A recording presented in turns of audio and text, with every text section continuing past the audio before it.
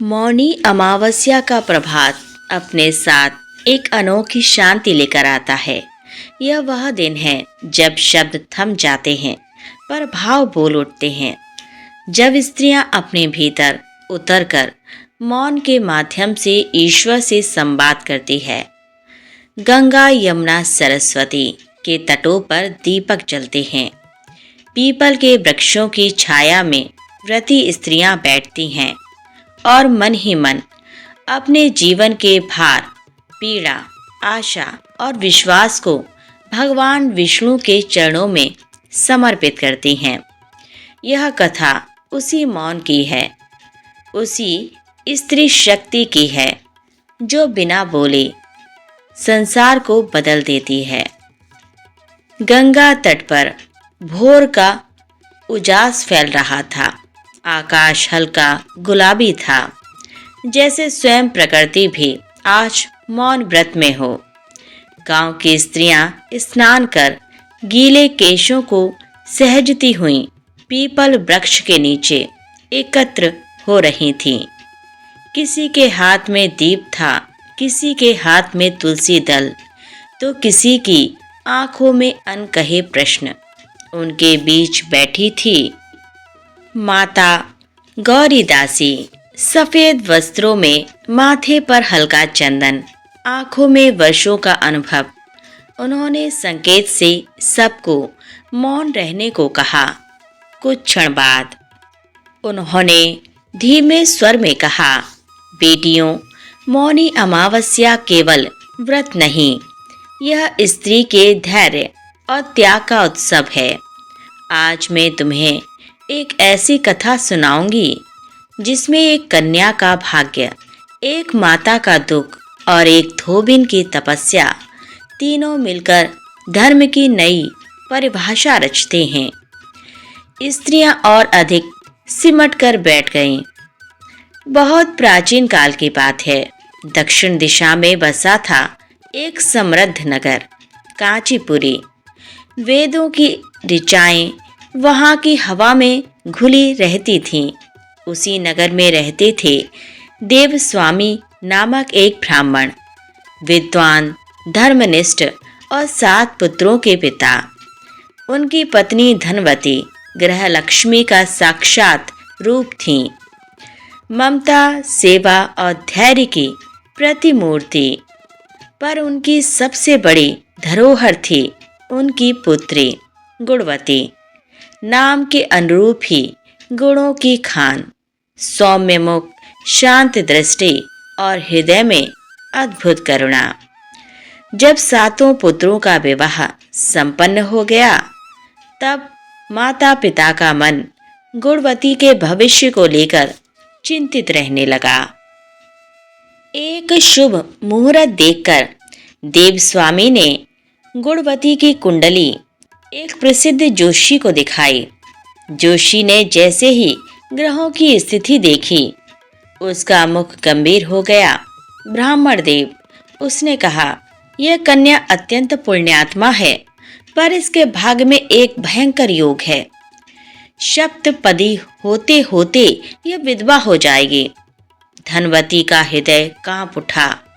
गुणवती ने मां का हाथ थाम लिया। देवस्वामी के नेत्रों से आंसू बहने लगे। कोई उपाय? उन्होंने कांपते स्वर में पूछा। है, जोशी बोला, पर वह सामान्य नहीं। सिंहलदीप में रहने वाली सोमा नामक धोबिन, यदि उसकी पूजा और सेवा की जाए तो यह योग कट सकता है। देवस्वामी ने अपने सबसे छोटे पुत्र और गुणवती को सिंहलदीप भेजने का निर्णय लिया।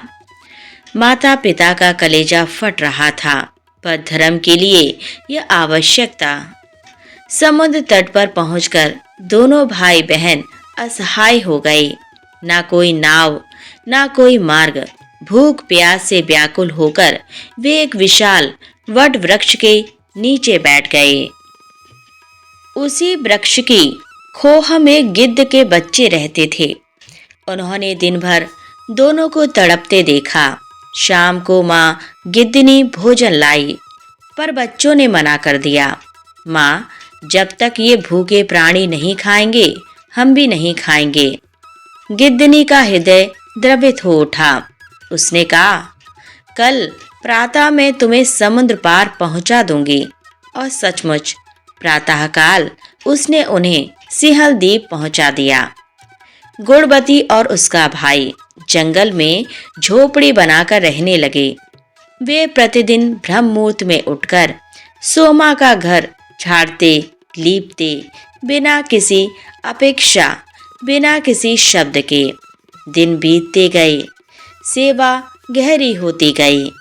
दिन प्रतिदिन बीतते गए। गुणवती और उसका भाई बिना किसी को बताए, बिना किसी की अपेक्षा के सोमा के घर की सेवा करते रहे। अंधेरी रात में उठकर वे मिट्टी लाते, आंगन लीपते, जल भरते और फिर मौन भाव से अपनी झोपड़ी में लौट जाते। गुणवती के हाथों में छाले पड़ गए थे, पर उसके मुख पर कभी शिकायत नहीं आई। वह मन ही मन भगवान विष्णु का स्मरण करती और सोचती, यदि मेरा सौभाग्य किसी और के पुण्य से बच सकता है तो यह कष्ट तुच्छ है। सोमा को प्रतिदिन अपना घर स्वच्छ सुव्यवस्थित मिलता। उसे आश्चर्य होता। उसने अपने बहुओं से पूछा, पर वे अनजान थीं। एक रात सोमा ने जाकर रहस्य जानने का निश्चय किया। आधी रात के समय सोमा ने देखा, एक ब्राह्मण कन्या और उसका भाई उसके घर की सेवा कर रहे हैं। उनके चेहरे पर थकान थी, पर आंखों में श्रद्धा। सोमा का हृदय कांप उठा। तुम कौन हो बेटी? उसने पूछा। गुणवती ने सिर झुका लिया। भाई ने सारी कथा कह सुनाई। कुंडली विधवा होने का भय और जोशी का उपाय। सोमा की आंखों से आंसू बह निकले। वह बोली, आज से तुम सेवा नहीं करोगे। तुम्हारी साधना ने मुझे बांध दिया है। अब मैं स्वयं तुम्हारे साथ चलूंगी। प्रस्थान से पहले सोमा ने अपनी बहुओं से कहा, मेरी अनुपस्थिति में यदि किसी की मृत्यु हो जाए तो शरीर को नष्ट मत करना। क्षण भर में तीनों कांचीपुरी पहुंच गए। देवस्वामी और धनवती ने सोमा का स्वागत ऐसे किया जैसे स्वयं देवी आई हों। दूसरे दिन गुणवती का विवाह धूमधाम से संपन्न हुआ। शंख बजे, मंत्र गूंजे। जैसे ही सप्तपदी पूरी होने को आई, अचानक वर भूमि पर गिर पड़ा। प्राण निकल गए। धनवती मूर्छित हो गई। गुणवती स्तब्ध खड़ी रह गई। उसकी आंखों से आंसू नहीं निकले, जैसे आत्मा मौन हो गई हो। सोमा आगे बढ़ी। उसने कहा, यह मेरा संचित पुण्य है। मैं इसे इस कन्या को दान करती हूँ। क्षण मात्र में मृत वर जीवित हो उठा। चारों ओर हरि हरि का जय घोष गूंज उठा। पुण्य क्षीण होने से सोमा के पति, पुत्र और दामाद की मृत्यु हो गई। वह मौन भाव से निकल पड़े। नदी किनारे पीपल वृक्ष के नीचे उसने मौनी अमावस्या का व्रत रखा। भगवान विष्णु का पूजन कर उसने 108 परिक्रमाएं की। तुरंत ही चमत्कार हुआ। उसका परिवार जीवित हो उठा और घर धन धान्य से भर गया। यह कथा सिखाती है कि निष्काम सेवा, मौन तप और स्त्री का त्याग कभी व्यर्थ नहीं जाता। मौनी अमावस्या स्त्री की उसी आंतरिक शक्ति का उत्सव है जो बिना बोले भी संसार को जीवन दे सकती है। कांचीपुरी से लौटते समय सोमा के कदम भारी थे। उसने जो पुण्य दान किया था वह उसके जीवन की संचित साधना थी, पर उसके मन में कोई पश्चाताप नहीं था। केवल एक प्रश्न था, क्या निष्काम दान का फल इतना शीघ्र चुकता हो जाता है? मौन में डूबी सोमा ने आकाश की ओर देखा और विष्णु का स्मरण किया। उसे विश्वास था कि जो कुछ भी होगा धर्म के अनुसार होगा। घर पहुंचते ही उसे ज्ञात हुआ कि उसके पति, पुत्र और दामाद तीनों देह त्याग चुके हैं। क्षण भर को उसका शरीर कांप उठा, पर आंखों से आंसू नहीं गिरे। उसने मौन धारण कर लिया। गांव की स्त्रियां विलाप कर रही थीं, पर सोमा के भीतर एक अद्भुत शांति थी, मानो वह जानती हो कि यह अंत नहीं, परीक्षा है। सोमा ने उसी क्षण संकल्प लिया, जब शब्द असहाय हो तब मौन ही साधना बने। उसने स्नान किया, केश सहेजे और घर से निकल पड़ी। मार्ग में नदी का कल कल स्वर उसके मौन को और गहरा कर रहा था। आज अमावस्या थी, मौनी अमावस्या। नदी तट पर एक विशाल पीपल वृक्ष खड़ा था। उसकी जड़ों में सदियों की साधना बसती थी। सोमा ने पीपल के नीचे आसन लगाया, तुलसी दल रखा और विष्णु का ध्यान किया। प्रातः से संध्या तक सोमा ने पीपल की 108 परिक्रमाएं की। हर परिक्रमा के साथ वह एक स्मृति छोड़ती गई। कभी मातृत्व, कभी पत्नी का स्नेह, कभी बहू का दायित्व। थकान उसके चरणों में थी, पर श्रद्धा उसकी सांसों में। गांव की स्त्रियां दूर से देखती रहीं। किसी ने जल दिया, किसी ने दीप रखा, पर सोमा ने किसी से कुछ नहीं कहा। उसका मौन ही उसकी प्रार्थना था। संध्या होते होते आकाश में शंखनाद सा नाद गूंजा। पीपल की पत्तियां जैसे बोल उठीं। सोमा ने नेत्र खोले। उसके हृदय में एक उजास फैल गया। उसी क्षण समाचार आया, उसके पति, पुत्र और दामाद तीनों जीवित हो उठे हैं। सोमा ने पृथ्वी को स्पर्श किया। वह जान गई, निष्काम सेवा और मौन साधना कभी निष्फल नहीं जाती। कांचीपुरी में गुणवती के घर आनंद का वातावरण था। वह अपने पति के साथ सुखपूर्वक जीवन बिताने लगी। पर उसने कभी सोमा को नहीं भुलाया।